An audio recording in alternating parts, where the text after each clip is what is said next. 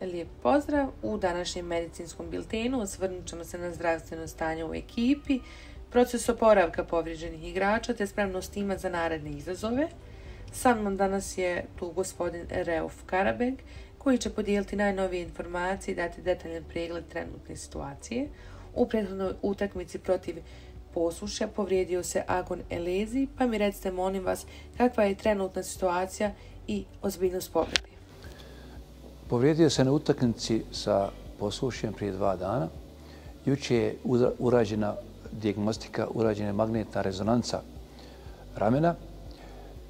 Jutro smo dobili nalaz i sretni smo da neće doći do operativnog zahvata.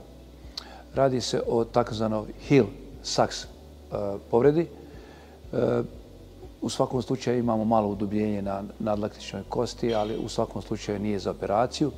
Očekujemo njegov povratak za 4 do 5 nedelja u punu sportsku aktivnost.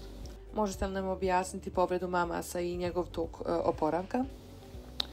Kod mamasa smo imali upalu 3 tetive, pes serinusa, jednog koljena, lijevog koljena, tako da kroz planirani fizikalni oporavak, fizikalni tretman i medikamentozu terapiju, PRP, primjena PRP-a, oporavak teče u planiranom toku, planiranim tokom, tako da već za kratko vrijeme će se priključiti ekipi. Očekujemo maksimalno za 5 dana da će biti uključen u trenažni proces sa ekipom. Povreda je odvojila od terena i Nermina Mujkića. Vrlo specifična povreda i rijetka povreda koja se dešava u ekipi, nogometnoj ekipi svake 3 godine u prosjeku, po svjetskim statistikama. Povreda se zove takozvana marš fisura, marš fraktura, treće metatarzalne kosti. Radi se o razređenju kosti bez tipične neke preloma, nego fisura na toj kosti.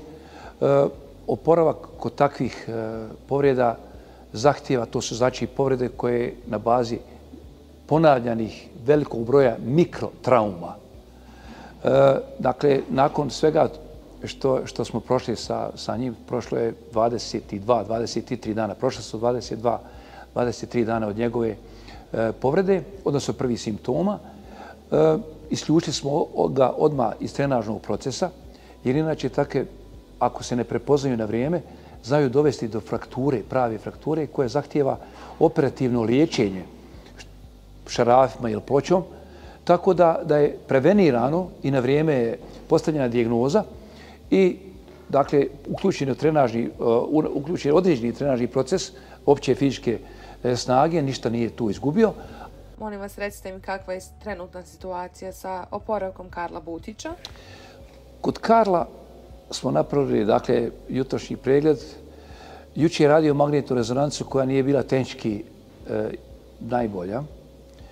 Tehnički najbolja, dakle, zbog pomjeranja u samom bubnju, pa će morati ponoviti danas magnetnu rezonancu. Međutim, klinički, ono što vidimo, doima se da je tetiva ravnog mišića, natkoljenog mišića, takozvanog rectus femorisa, bolno osjetljiva i testovi navode na miotendinozni prijelaz tog mišića, jednog od 4 mišića natkoljenice. Tako da klinički stanje bolje, manje je bolno, ali preciznu dijagnozu i preciznu predviđanje njegovog oporavka u punu sportsku aktivnost može se govoriti tek danas nakon urađenog ponovljenog magnetne rezonancije. Imamo od ranije povrijeđenog Renata Gojkovića, dokle je on sa oporavkom svojim? Kod Gojkovića je danas 4 mjeseca i 4 dana od povrede. Zbog specifične operacije koje je imao, ne samo križnog ligamenta, nego i jednog malog ligamenta koji veže čašicu uz ligament, oporavak se predviđa oko 8 mjeseci.